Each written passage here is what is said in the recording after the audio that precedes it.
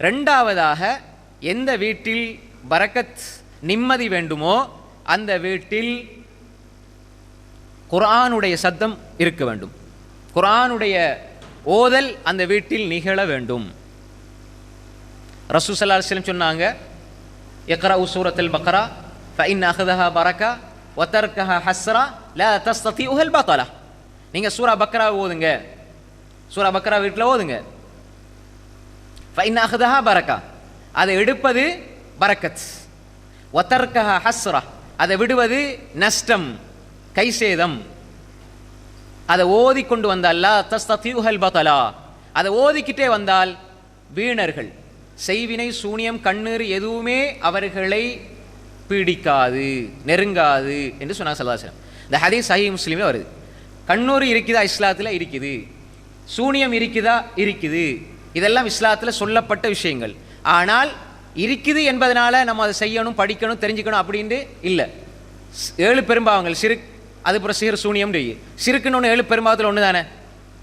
மக்கள் சிறுக்கு வைக்கிறாங்க, நாங்கள் வைக்கணுமா? அதுக்குண்டு இல்லாத ஒன்றை வைப்பாங்களா? இருக்க போய் தான் வைக்கிறாங்க. ஆனால் வைக்கிறது பெரும்பாவம், வைக்கிறது பெரும். அது மாதிரி சீர் ஒன்று இருக்குது, அது செய்கிறது பெரும்பாவம், அதை படிக்கக்கூடாது. அப்போ எனவே யார் ஒரு மனிதன் இதை ஓதுவானோ, சூரா பக்ரா ஓதுவானோ, அவன் வீட்டில் பரக்கத் உண்டாகும். பரக்கத், ஏற்கனவே நான் சொன்னேன், ரிஸ்கில் பெரிய ரிஸ்க் என்ன? மன நிம்மதி. பரக்கத்தில் பெரிய பரக்கத், பரக்கத்தில் பரக்கத் என்றாலே அது பெருசுதான். பரக்கத்தில் மிகப்பெரிய பரக்கத் என்னண்டா வீட்டில் கிடைக்கிற நிம்மதி தான். ஒரு மனிதன் எங்கே வேலைக்கு போனாலும், எங்கே போயிருந்தாலும், அவன் கடைசியில் நிம்மதியை தேடி எங்கே வருவான்? ஒன்று வீட்டுக்கு, மனைவி வைக்கிற வீட்டுக்கு வருவான், அல்லது அம்மா அப்பா வைக்கிற இடத்துக்கு போவான். வேற எங்கே போவான்? ஒரு பெரிய ஒருத்தர் ஓடி வாராரு, இடையில மழை பெய்யுது, பெரிய நல்ல சூப்பர் மார்க்கெட் ஏசியெல்லாம் போட்டு இருக்குது, அதுக்குள்ளே போய்த்து நிற்கிறாரு, எட்டி எட்டி பார்ப்பாரு. ஆனால் வீட்டில் ஏசியும் இல்லை, வீட்டில் எல்லாம் கொசு தொல்லை. ஆனால் அவர் எட்டி எட்டி பார்த்துட்டே இருப்பார், எப்போ வெளியே வரண்டா. அவருக்கு ஏசி முக்கியமா, வீடு முக்கியமாண்டா? இப்போ வீடு தான் முக்கியம். ஏன்னா அங்கே அவர் நிம்மதியை உணர்றாரு. இங்கே ஏசியில் கிடைக்காத நிம்மதி அங்கு தாயின் முகத்தை பார்ப்பதில் கிடைக்கிறது என்றால் இது பரக்கத். அன்புக்குரிய சகோதரிகளை, தாய்மார்களே, எனவே அந்த எண்ணங்கள் இடங்களை வைத்தல்ல வாரது. ரசூல் ஸல்லல்லாஹு அலைஹி வஸல்லம் சொன்னாங்க, ஓதுங்க, வீட்டில் குர்ஆன் ஓதுங்க. ஏன் பக்ரா சொன்னாங்க ஸல்லல்லாஹு அலைஹி வஸல்லம்? சூரா பக்ரா சூரா ஓதுங்க, வீட்டில் பரக்கத் உண்டாகும். இதில் நான் ஒரு செய்தியை விளங்கிக் கொள்றேன் என்றால், ஒரு மனிதன் பக்ராவோட நிறுத்திக் கொள்ளன்ற அர்த்தம் இல்லை. பக்ரா ஓதுனா பரக்கத் உண்டாகும். ஆனால் அந்த பெரிய சூறாவை ஒரு மனிதன் ஓதுறான்டா என்ன? அதை சில பொழுது அவன் என்ன செய்யறான், விளங்கி தர்ஜமாவோட ஓத ஆரம்பிச்சானண்டா அதில் சுவை இருக்குதானே. ஆல இம்ரானுக்குள்ள கூட்டி போகும், ஆல இம்ரானுக்குள்ள அடை. அதுக்கப்புறம் என்ன இருக்குது? அதுக்கப்புறம் நிசாக்கு கூட்டி போகும், அதுக்கப்புறம் மாயிதா, அன்னா, மாரா, ஃபன்ஃபால், தௌபாண்டு அழைச்சிக்கிட்டே போகும். பாருங்க, நீ குர்ஆன் எடுத்து பாருங்க. நான் அலிஃப் லாம் மீம் ஜுஸ் ஓதுறோம் தானே, அது தர்ஜமா வாசி பாருங்க. அடுத்து சயகூலு, அதில் என்ன இருக்குது? தில்கர் ரசூல், அடுத்த ஜுஸ்ல என்ன இருக்குது? லன் தனாலு என்ன இருக்குது? வல் முஹ்சனாத் என்ன இருக்குது? லா யுஹிப்புல்லாஹ் என்ன இருக்குது? வைதா சமிஉ வலவ் அன்னனா காலல் மலவு வஅலமு யாத்ததிரூன் வமா மின் தாப வமா பர்ரி ரப்பமா சுப்ஹானல்லதி கால அலம் இக்தரப கத் அஃப்லஹ வகால அல்லதீன அம்மன் ஹலக் உத்லு மா ஹுய வமை யக்னுத் வமா லியலா ஃபமன் அظلمு இலைஹி ரத்து. ஹாமீம் கால ஃபமா கத் சமியல்லாஹ் தபாரக்கல்லதி அம்ம. அப்ப மினல் ஜின்னத்தி வன்னாஸ் வரை உங்களை இழுத்துக்கிட்டு போகும். பெரிய சூறா படிக்கிறதுலே அவர் கஷ்டப்படையில, பெரிய சூறா ஓதுறதுலே அவர் டயர்ட் ஆகலைன்னு சொன்னால், அப்ப அந்த குர்ஆனுடைய சூழல் அங்கே உருவாக்கப்படும். ரசூலுல்லாஹ் சொன்னாங்க, இக்ரஉ சூரத்துல் பக்ரா, அதை ஓதுங்க, பரக்கத். அதை விட்டுட்டீங்கன்னா நஷ்டம் உண்டாயிரும். நஷ்டத்தில் மிகப்பெரிய நஷ்டம் என்ன தெரியுமா?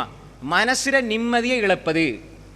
உலகத்திலேயே ஒரு மனிதன் நிம்மதியை இழந்துட்டான் என்றால், உண்மையான மன அமைதியை இழந்துட்டான் என்றால், அதுதான் அவன் அடைகிற மிகப்பெரிய நஷ்டம். பாருங்க, அல்லாஹ் தஆலா ஒரு மூமினுடைய உள்ளத்தில் கட்டுகளவு ஈமான், நல்லா விளங்கிக் கொள்ளுங்க, ஒரு மூமினுடைய உள்ளத்தில் கட்டுகள ஒரு சொட்டு ஈமான் இருந்தாலும் அல்லாஹ் அவனை பார்த்து என்ன சொல்ல தெரியுமா?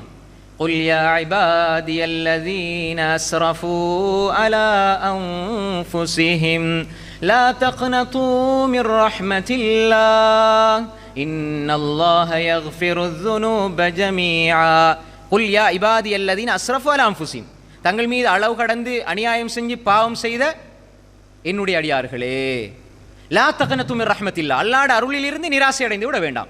இன்னல்லாஹ யக்ஃபிரு துனூப ஜமீஆ, எல்லா பாவங்களையும் அல்லாஹ் மன்னிப்பான், அவன் மன்னிக்கக்கூடியவன், இரக்கமுடையவன் அல்லாஹ் சொல்றான். அப்ப இங்க அல்லாஹ் என்ன சொல்றான்?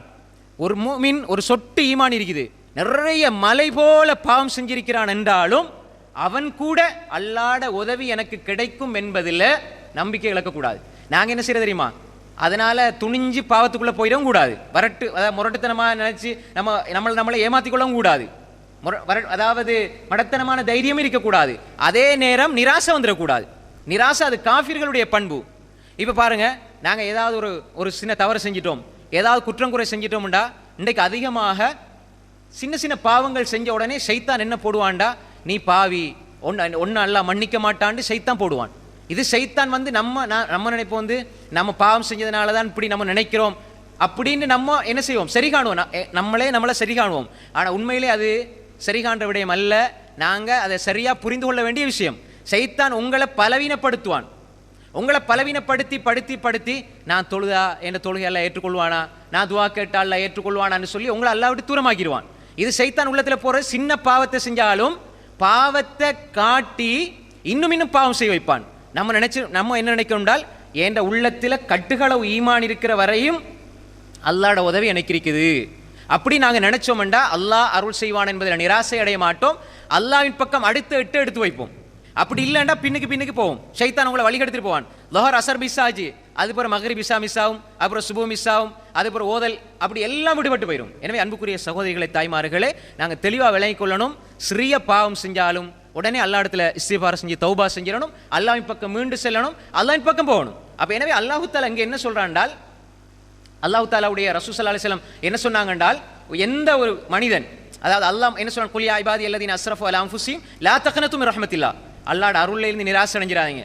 சின்ன சின்ன தவறுகள் நடக்குதுண்டா, பிள்ளைகள் சின்ன சின்ன தவறுகள் செய்யும், அது சர்வசாதாரணமான விடயங்கள்.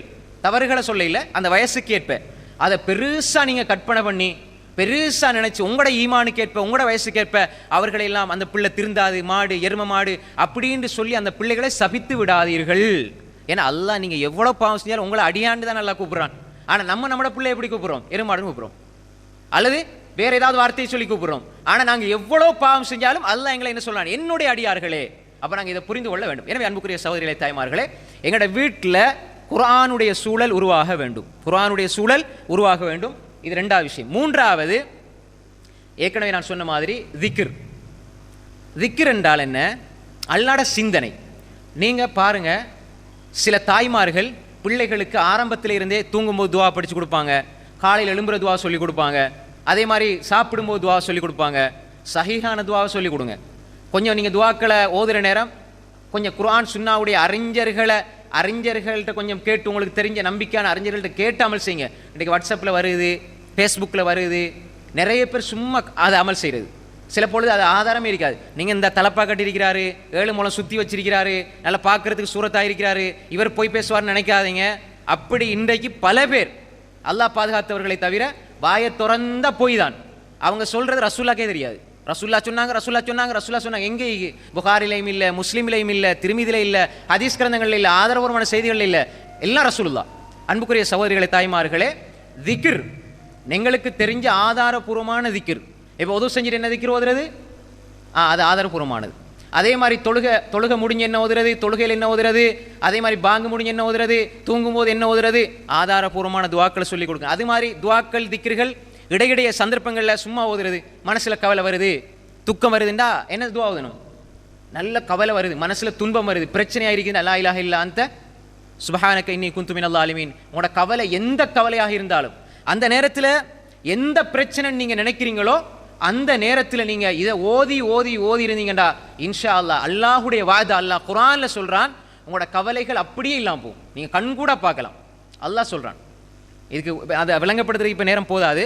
யூனுஸ் அலைஹிஸ்ஸலாம் ஓதின அந்த தாவத்து தீனுன் அதை ஓதிட்டு, லா இலாஹ இல்லா அன்த சுப்ஹானக இன்னி குன்து மினல் ஸாலிமீன் ஓதிட்டு நீங்கள் எதை கேட்டாலும் அல்லாஹ் தருவான். நம்பிக்கையோட ஹஸ்புனல்லாஹு வ நிஅமல் வக்கீல். அப்போ இந்த திக்ர்களோட பழக்கப்படுத்தணும் பிள்ளைகளுக்கு நல்ல வார்த்தையில். அதாவது நாங்கள் யாராவது உங்களுக்கு ஏதாவது தந்தா என்ன சொல்லணும், ஒருத்தர் தும்முனா என்ன சொல்லணும், யாரை பார்த்தா என்ன சொல்லணும், எல்லா திக்ர்களோட. அது சொல்லப்பட்டிருக்கு மார்க்கத்தில்ண்டா, ஏன் சொல்லப்பட்டிருக்குன்னா அந்த சிந்தனை உள்ளத்தில் இருக்கணும். நாங்கள் யாருக்குமே இப்போ உதாரணமாக ஒருத்தவங்க தும்மிட்டு அல்ஹம்துலில்லாஹ்னு சொல்லும்போது நம்ம என்ன சொல்லுவோம், யர்ஹமுக்கல்லாஹ். அது அர்த்தம் என்ன, அல்லாஹ் உங்களுக்கு அருள் செய்யட்டும். சாதாரணமாக ஒரு மனிதன் தும்மினாலே நாங்கள் அல்லாஹ் உங்களுக்கு அருள் செய்யட்டும்னு துவா செய்கிறோம்டா, நாங்கள் யாருக்காவது அநியாயம் செய்வோமா? இஸ்லாம் யாருக்காவது அநியாயம் செய்ய சொல்லுமா? இந்த ஒரு சின்ன விஷயம். அன்புக்குரிய சகோதரிகளை, தாய்மார்களே, இந்த ஒரு அடிப்படை நாங்கள் எடுத்துக்கொள்ளணும். திக்ர். 4வது, வீட்டுக்குள்ள சலாம் இருக்கணும். கணவன் வீட்டுக்குள்ள வந்தாலும் சரி, மனைவி வீட்டுக்குள்ள வந்தாலும் சரி, பிள்ளைகள் வந்தாலும் நிம்மதி வேண்டாம், சலாத்தோட ஆரம்பிங்க. வருவாங்க அஸ்ஸலாமு அலைக்கும்னு தான் வருவாங்க. பிள்ளைகளுக்கு நீங்கள் படிச்சு கொடுங்க. அனஸ் ரலியல்லாஹு அன்ஹு ரசூலுல்லாஹ் சொன்னாங்க, அனஸ் ரலியல்லாஹு அன்ஹு சொன்னாங்க, இதா தகல்த அஹ்லக சல்லிம் அலா அஹ்லிக், நீங்கள் வீட்டுக்குள்ளே போனால் சலாம் சொல்லுங்க. அதாவது யகுன் பரக்கத்தன் அலைக்க வாலா அஹ்லிக், அது உனக்கும் உன்னுடைய குடும்பத்துக்கும் பரக்கத்தாக அமையும் சொன்னாங்க. வீட்டுக்குள்ளே போகிற நேரம் அஸ்ஸலாமு அலைக்கும் வரஹ்மத்துல்லாஹி வபரகாத்துன்னு போங்க. வீட்டுக்குள்ளே பரக்கத்து உண்டாகும், நிம்மதி உண்டாகும். பரக்கத்தில் மிகப்பெரிய பரக்கத் வீட்டுக்குள்ளே நிம்மதி, எங்கட உள்ளம் அமைதி பெறும். நீங்கள் எங்கே பிரச்சனை இருந்தாலும் வீட்டுக்குள்ளே வந்தால் உள்ளம் அமைதி பெறுது தானே. இந்த உள்ளம் அமைதி வீட்டுக்குள்ளே கிடைக்கலண்டா வேற எங்கே கிடைக்கும்? வீட்டுக்குள்ளே அமைதி கிடைக்கலண்டா வேற எங்கே தான் கிடைக்கும் சொல்லுங்க பாப்போம்? அல்லாவுடைய மாளிகையிலே கிடைக்கும். எல்லா நேரம் அல்லாவுடைய மாளிகையில் இருக்கலுமா? ராவிக்கு வெளியே கொண்டு கதவை மூடி அனுப்பி விட்ருவாங்க. அப்போ எங்கே வரணும்? வீட்டுக்கு தான் வரணும். அன்புக்குரிய சகோதரிகளே, தாய்மார்களே, சலாம். இப்போ நிறைய பேர் என்ன செய்வாங்க? காண்ட்ராக்ட் அஸ்ஸலாமு அலைக்கும் அஸ்ஸலாமு அலைக்கும் சொல்லுவாங்க. உலகத்துக்கு முழுக்க ஊருக்கெல்லாம் சலாம். வீட்டுக்குள்ளே வந்தால் ஃபோனை எடு, டீயை ஊற்று, காப்பியை ஊற்றுன்னு வருவாங்க. பார்க்குறோமா இல்லையா? அப்போ உலகத்துக்கு சலாத்தை கொடுக்குறோம், வீட்டுக்கு சலாத்தை கொடுக்க இல்லை. சலாத்தை, சாந்தியை, சமாதானத்தை, நிம்மதியை வீட்டில் இருந்து ஆரம்பிக்கணும். நீங்கள் உங்களோட பிள்ளைகளுக்கு சொல்லுங்கள், ஸ்கூல் முடிஞ்சு பிள்ளை வருதா அஸ்ஸலாமு அலைக்கும் சொல்லிட்டு வாங்க. உங்களோட கணவனுக்கு சொல்லிக் கொடுங்க, மனைவியா நீங்கள் செயல்படுத்துங்க, உங்களோட பிள்ளைகளுக்கு சொல்லிக் கொடுங்க. சலாம் எப்பயும் அதில் அர்த்தம் என்ன தெரியுமா? அஸ்ஸலாமு அலைக்கும் வரஹ்மத்துல்லாஹி வபரகாத்து நீங்கள் சொல்லும் பொழுது உங்களுக்கு சாந்தி உண்டாகட்டும் என்று நீங்கள் சொல்றீங்கடா. கணவன் மனைவியை பார்த்து, மனைவி கணவனை பார்த்து இது சொல்லும் பொழுது உண்மையில் இது ஒரு மிகப்பெரிய துவா. நீங்கள் உங்களோட தாயை பார்த்து அஸ்ஸலாமு அலைக்கும்னு சொல்லுங்கடா, என் தாய்க்கு அல்லாஹுடைய சாந்தி உண்டாகட்டும், என் தந்தைக்கு அல்லாஹ்வுடைய சாந்தி உண்டாகட்டும். நீங்கள் இஸ்லாம் எப்படி சொல்லி தருது? நீ எவ்வளோ பெரிய எதிரியை சந்திச்சாலும் சலாத்தை சொல்லுண்டா. நண்பனுக்கு அநியாயம் செய்ய சொல்லுமா? பக்கத்து வீட்டுக்காரனுக்கு அநியாயம் செய்ய சொல்லுமா? உம்மாக்கு அநியாயம் செய்ய சொல்லுமா? பாப்பாக்கு அநியாயம் செய்ய சொல்லுமா? நீங்கள் ஒரு எதிரியை கண்டா கூட அஸ்ஸலாமு அலைக்கும் பேச்ச ஆரம்பிங்க. அப்படின்னா உனக்கு சாந்தி உண்டாகட்டுண்டு. எதிரிக்கே சலாத்தை இஸ்லாம் கொடுக்குதுண்டா, சொந்த தாய்க்கு அநியாயம் செய்ய சொல்லுமா? சொந்த வீட்டில் அநியாயம் செய்ய சொல்லுமா? அப்போ எனவே சலாம் என்பது, திக்ர் என்பது வீட்டுக்குள் இருந்தால் வீட்டில் நிம்மதி உண்டாகும்.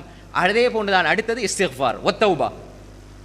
இஸ்திக்ஃபார் என்பது, இஸ்திக்ஃபார் தௌபா என்பது, இஸ்திக்ஃபார் என்ன? நாளாந்தம் நம்ம செய்கிற இஸ்திக்ஃபார்கள். இப்போ நாளாந்தம் செய்கிற இஸ்திக்ஃபார் நிறைய இருக்குது. அஸ்தக்ஃபிருல்லாஹ் அல்லதி லா இலாஹ இல்லா ஹுவல் ஹய்யுல் கய்யூம் வ அத்தூபு இலைஹ். இது அதாவது ஒரு யுத்த காலத்துக்கு போய் அதுலேருந்து புறமுதுகு காட்டி ஓடி வந்தாலும், அப்படிப்பட்ட பாவமாக இருந்தாலும் இந்த திக்ர் மன்னிக்கும். அல்லாஹ் அப்படி ஒரு சக்தியை இது கொடுத்திருக்கேன். ரசூலுல்லாஹ் சொன்னாங்க ஸல்லல்லாஹு அலைஹி வஸல்லம்.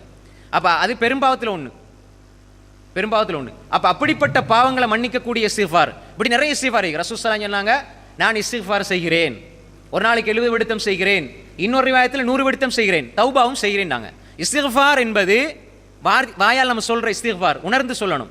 அல்லாஹ் இடத்துல இஸ்திக்ஃபார், அஸ்தக்ஃபிருல்லாஹ் அஸ்தக்ஃபிருல்லாஹ். தொழுக முடிஞ்சு என்ன செய்கிறோம்? பாவம் செஞ்சது பாவமா? தொழுக முடிஞ்சு அஸ்தக்ஃபிருல்லாஹ் அஸ்தக்ஃபிருல்லாஹ்னு சொல்கிறோம், செஞ்சது பாவமா? தொழுது முடிஞ்சாலும் யா அல்லாஹ் இந்த தொழுகையில் சில தவறுகள் வந்திருக்கலாம், எனவே என்ன மன்னிச்சிரியா அல்லாஹ். இஸ்திக்ஃபாரோடு வாழணும். فَقُلْتُ اسْتَغْفِرُوا رَبَّكُمْ إِنَّهُ كَانَ غَفَّارًا يُرْسِلِ السَّمَاءَ عَلَيْكُمْ مِدْرَارًا وَيُمْدِدُكُمْ بِأَمْوَالٍ وَبَنِينَ وَيَجْعَلْ لَكُمْ جَنَّاتٍ وَيَجْعَلْ لَكُمْ أَنْهَارًا. சூரா நூஹ்ல நூஹ் அலைஹிஸ்ஸலாம் சொல்றது அல்லாஹ் சொல்கிறான், ஃபகுல்து நான் சொன்னேன், இஸ்தக்ஃபிரு ரப்பக்கும். அல்லாஹ் குர்ஆன்ல சொல்றான், இஸ்தக்ஃபிரு ரப்பக்கும், நீங்க இஸ்திக்ஃபார் செய்யுங்க, இன்னஹு கான கஃபாரா, உங்களோட பாவங்கள் மன்னிக்கப்படும். பாவங்கள் உள்ளத்துக்கு சுமையை கொண்டு தரும், பாவங்கள் நிம்மதியை இழக்கச் செய்யும். பாவங்களை இஸ்திக்ஃபார் செஞ்சு அழிச்சிட்டா, நம்ம ஏற்கனவே ஒரு பயான்ல இங்க பண்ணதுதான், அதாவது மன நிம்மதியை பாவங்கள் சீர்குலைக்கும். எல்லா பாவம் மன நிம்மதியை சீர்குலைக்கும். அந்த பாவங்களை அழிக்கிறது இஸ்திக்ஃபார். இஸ்திக்ஃபார் செய்தால் அல்லாஹ் பாவங்களை மன்னிப்பான், மன்னிச்சால் நிம்மதி வரும், வீட்டுக்குள்ள நிம்மதி வரும், உள்ளம் அமைதி அடையும். இன்னஹு கான கஃபாரா. இஸ்திக்ஃபார் செய்தால் யுர்சிலிஸ் ஸமா அலைக்கும் மித்ராரா, மழை அல்லாஹ் பொழிவிப்பான். வயும்திதுக்கும் பி அம்வாலி வபனீன், பொருளாதாரத்தை அல்லாஹ் அதிகப்படுத்தி தருவான், பிள்ளை பாக்கிய தருவான். வயஜஅல் லக்கும் ஜன்னாதி வயஜஅல் லக்கும் அன்ஹாரா, அல்லாஹ் தோட்டம் துறவுகளை செழித்து வளரச் செய்வான், ஆறுகளை அப்படி அல்லாஹ் சீராக பெருக்கெடுத்து ஓடச் செய்வான். அப்போ இஸ்திக்ஃபார் நீங்க செஞ்சா இந்த இயற்கை, இந்த மரங்கள் செழிப்பாகுதுண்டா, தௌஹீத சுமந்த உள்ளம் செழிப்பாகாதா? உள்ளத்தில் இருக்கிற கவலை போகாதா? இந்த ஆறு தண்ணீர் இஸ்திக்ஃபாரால பெருக்கெடுத்து ஓடுதுண்டா, தோட்டம் காஞ்சி போன மரம் பசுமையாக மாறுதுண்டா, லா இலாஹ இல்லல்லாஹ்னு சொன்ன இந்த தௌஹீதை சுமந்த உள்ளம் கலக்கத்தோட வாழுமா? இஸ்திக்ஃபார் செய்தால் நிம்மதியிலிருந்து தவிக்குமா? தொழுகிற உள்ளங்கள், அல்லாஹ் வணங்குற உள்ளத்தில் நிம்மதி இல்லாமல் போமா? அப்போ இஸ்திக்ஃபார் உள்ளத்துக்கும் அமைதி தரும், வீட்டுக்கும் அமைதி தரும், சுற்றுப்புற சூழலை அமைதி பெறச் செய்யும், இந்த பிரபஞ்சத்தையே நிம்மதியாக செயல்பட வைக்கும். அப்ப இஸ்திக்ஃபார் இருக்க வேண்டும். தௌபா, தௌபாண்டா என்ன? தௌபாங்கிறது வார்த்தை அல்ல, தௌபா என்பது வாழ்க்கை.